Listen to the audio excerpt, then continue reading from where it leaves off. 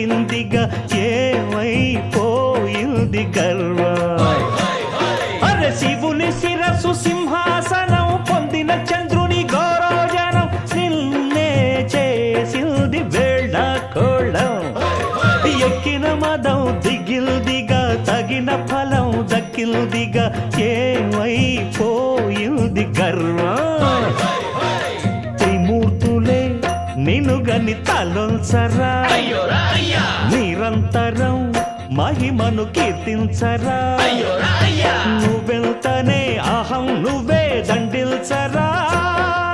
దండాలయ్యా ఉండ్రాళ్ళయ్యా దయించయ్యా